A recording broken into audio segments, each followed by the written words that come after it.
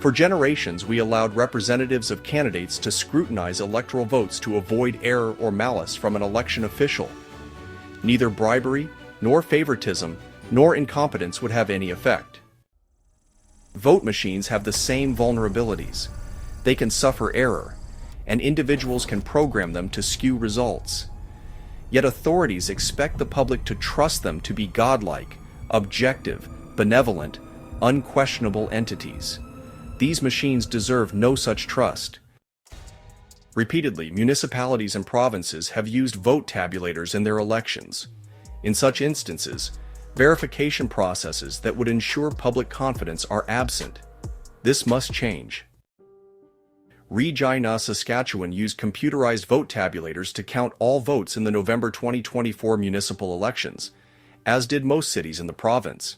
The city subjected the machines to a test run of 16 votes and concluded on that basis to be perfectly reliable. That would be laughable if it weren't so ridiculous, and with such potentially grave consequences. In an interview, Aleksander Essex, an associate professor of software engineering at Western University, told this author a risk-limiting audit would restore confidence in vote-tabulated elections. Essex explained, "We can do a random sample of the paper that doesn't involve a full count, and we can assure ourselves that the winner really won with high statistical precision. That's what they do in the United States. We should be doing it here.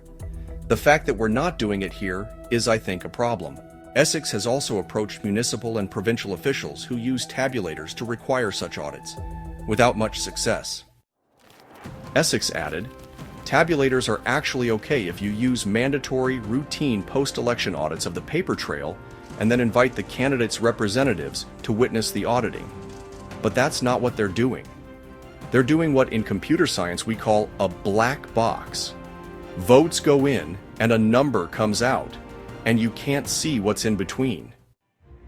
Essex rightly insists this oversight fails democratic conventions. His stance has apparently led to undue pushback from people in government. He said, "I've had some things happen to me that I don't want to talk about, but if I could talk about, I think you'd agree weren't so great. And they come down to people in power reacting badly to something that they ought to not react to." The Shakespearean saying, "Thou dost protest too much," comes to mind. Regardless, Essex refuses to speculate on the motivations or elaborate on what consequences he has faced. The expert cooperated with legal challenges to computer and phone voting in Lambton Shores, Ontario in 2019. Essex said, "You would really have to come up with something extraordinary to convince the judge to let you do this. And that's unfortunate because the burden of proof should not be on the losing candidate. It should be on the agency that conducts the election."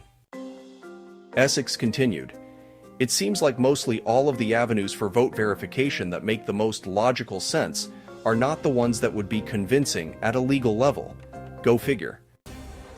Essex said candidates have approached him over the years after election results were quizzically contrary to their expectations. They wondered if one can manipulate such machines, and his answer is a hypothetical yes. Essex said, "I'm not saying this is happening. I'm not saying I've ever heard of this happening. I am saying that it is a computer, and computers run software, and the software can be modified. At a technical level, strictly speaking, it can be done."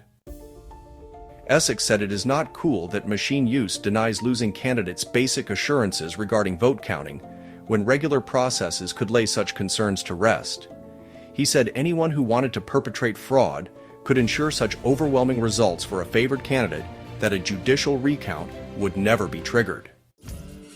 Election officials, those elected following such elections, and those providing the machines want everyone to trust the system. That trust should not be given where it is not warranted. As it is, many voters are forced to put an undeserved, literally blind trust in a programmable machine that we would not grant to any human vote counter. In 2024, Alberta passed Bill 20 that banned vote tabulators from municipal elections entirely. Although some municipalities complain about the higher costs of a hand-counted election, they should recognize the necessity of this price to pay. Reliable and indisputable elections are indispensable, and the human-counted, human-scrutinized system remains the best way to provide it.